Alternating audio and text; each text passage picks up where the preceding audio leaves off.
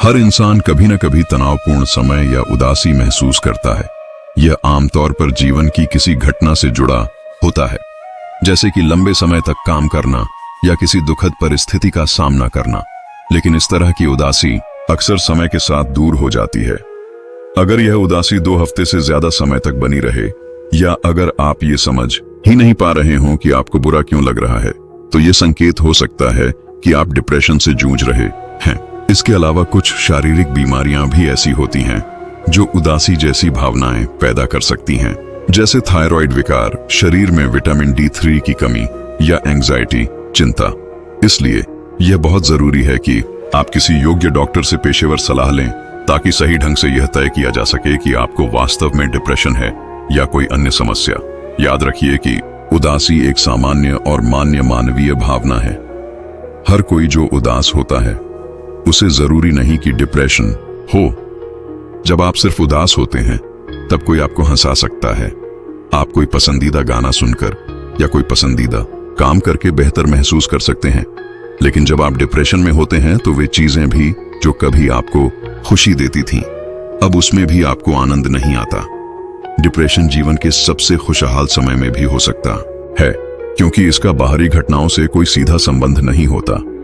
हालांकि यह सच है कि कभी कभी डिप्रेशन किसी जीवन घटना से ट्रिगर हो सकता है, लेकिन अक्सर यह बिना किसी स्पष्ट कारण के भी हो जाता है, जैसे कि डायबिटीज, मधुमेह या कोई अन्य बीमारी। यह एक शारीरिक मानसिक स्थिति है जिसका कारण पूरी तरह से अब तक नहीं समझा गया है, लेकिन इसका इलाज संभव है। जब आप डिप्रेशन में होते हैं तो आप खुद को अचानक ठीक नहीं कर सकते। कोई प्रेरणादायक किताब पढ़ना, बच्चों के साथ खेलना, टहलना या कोई प्रिय कार्य करना सब व्यर्थ लगने लगता है। डिप्रेशन के कई अलग अलग प्रकार होते हैं। यदि आपके लक्षण लंबे समय से बने हुए हैं तो अपने डॉक्टर को पूरी ईमानदारी से उनके बारे में बताएं। कुछ भी न छुपाएं, चाहे आपको लगे कि वह संबंधित है या नहीं। जितनी ईमानदारी से आप अपनी स्थिति बताएंगे, उतनी ही सटीक पहचान और इलाज मिल सकेगा। यह रहे डिप्रेशन के प्रमुख प्रकार। मेजर डिप्रेशन जब एक व्यक्ति को 2 हफ्तों या उससे अधिक समय तक लगातार कई लक्षण महसूस हों तो इसे मेजर डिप्रेशन कहा जाता है। रोजमर्रा की जिंदगी से आनंद गायब हो जाता है, भले ही पहले वह चीजें पसंद थीं। व्यक्ति खुद को खाली, चिड़चिड़ा, निराश, नकारात्मक और बेकार महसूस कर सकता है। आत्महत्या के विचार या प्रयास भी हो सकते हैं। डिस्थेमिया जब किसी व्यक्ति को 2 साल से अधिक समय तक लगातार हल्का या मध्यम अवसाद रहता है और वह कभी भी पूरी तरह ठीक महसूस नहीं करता। यह मेजर डिप्रेशन जैसा ही होता है, लेकिन लंबे समय तक बना रहता है। इलाज लंबा चल सकता है, कभी कभी पूरी जिंदगी तक भी। 3. पर्सिस्टेंट डिप्रेसिव डिसऑर्डर कुछ लोग वर्षों तक अवसाद से जूझते हैं, लेकिन उनके अच्छे और बुरे दिन होते रहते हैं।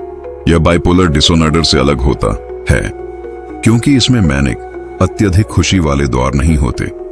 कभी कभी व्यक्ति सामान्य महसूस करता है, फिर अवसाद लौट आता है। 4. बाइपोलर डिसऑर्डर इसमें व्यक्ति कभी बहुत ऊर्जावान, मैनिक महसूस करता है और फिर अचानक गंभीर अवसाद में चला जाता है। मैनिक अवस्था में व्यक्ति को लगता है कि वह सब कुछ कर सकता है, फिर गहरी निराशा की स्थिति आ जाती है। मौसमी भावात्मक विकार, सीजनल अफेक्टिव डिसऑर्डर, SAD, यह अवसाद मौसम के बदलाव के कारण होता है, खासकर जब धूप कम हो जाती है। कुछ लोग लाइट थेरेपी, प्रकाश चिकित्सा से राहत पाते हैं, लेकिन हर किसी के लिए यह प्रभावी नहीं होती। साइकोटिक डिप्रेशन यह अवसाद के साथ मानसिक अस्थिरता, साइकोसिस को भी शामिल करता है। व्यक्ति को भ्रम, डिल्यूजन्स हो सकते हैं, या वह आवाजें सुन सकता है जो वास्तव में नहीं होती। यथार्थ से जुड़ाव टूट सकता है।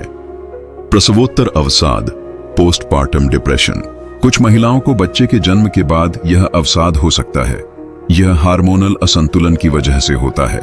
लगभग 15% माताओं को यह प्रभावित करता है और उनके माता पिता बनने के सुख में रुकावट डाल सकता है।